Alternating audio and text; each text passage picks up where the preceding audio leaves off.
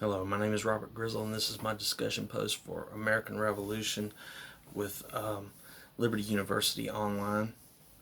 The topic for my discussion this week is the writings, the first two chapters of American Zion, the Old Testament as a political text from the Revolution to the Civil War, by Aaron Shalev. The first chapter especially was very interesting to me.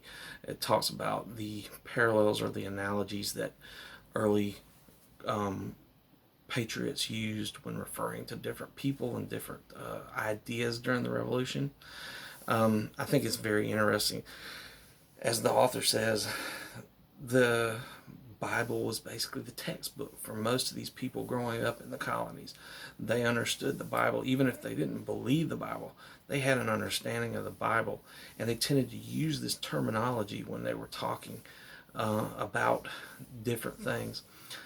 Some of the examples that the author gives is using the term of Gideon when referring to George Washington, a man who leaves his home, defends the country, but when offered the throne, refuses it. It's much the same way that Washington went back home after the war. He did not intend to become head of the country or president, as we would eventually become. Another term is comparing George III to the Persian king Ahasuerus and his administrator Haman. A lot of times they refer to his administrators or his advisors like North, and his advisor Butte, or prime minister. I guess in today's terms we'd consider them like the prime minister. Referring to them as Haman, a corrupt politician who has influenced a king who is not necessarily corrupt, just been misled. Another idea that they always talked about with Tories was the curse of Meroz, from the Song of Deborah, where they refer to the village of Moreau that refused to fight, and a lot of times they would talk about the curse of Moreau being on Tories. Another way in which they did this was when a lot of the early writers likened the Constitution to Mosaic law, and many key figures in Western philosophy took great interest in the Hebraic Republic. This is very interesting, especially since it's people such as Hobbes and Sidney and Locke, who were great influences in our founders, and they helped solidify some of the ideas that went into our Constitution. They brought straight off of philosophy that was being taught by these people.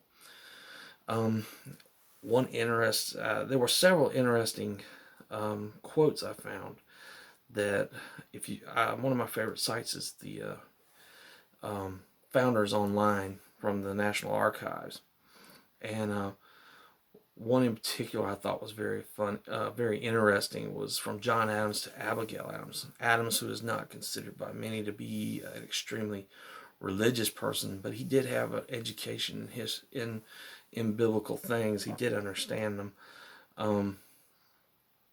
He wrote in this letter that's dated August the 14th, 1776, to his wife Abigail.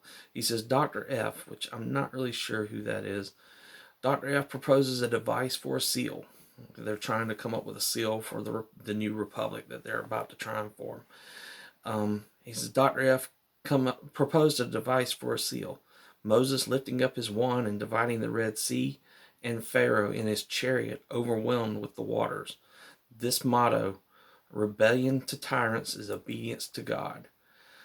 Later in the same letter, he also says that Mr. Jefferson proposed the children of Israel in the wilderness, led by a cloud by day and a pillar of fire by night, and on the other side, Hengist or Horsa, the Saxon chiefs, from whom we claim the honor of being descended and whose political principles and form of government we have assumed.